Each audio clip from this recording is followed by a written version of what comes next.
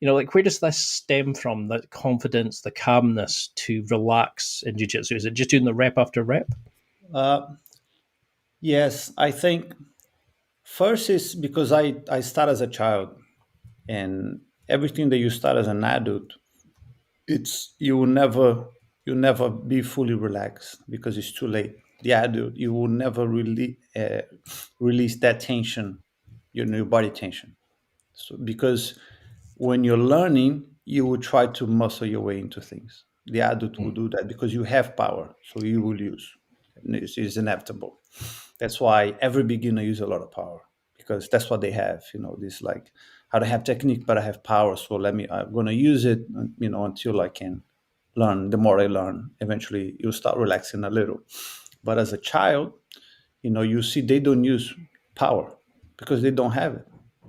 Every game the child plays, every sport, everything, the very child are very relaxed, so they learn purely the technique. And especially when I was a teenager, I was very tall but not very strong. Like I mature late in life, like I barely had hairs under my arms when I was like 15. So like me, as maturity, hormones and everything, it came late. So I was very tall, but I was not as strong for my age. People that like 16, they are already like full beard, all muscly.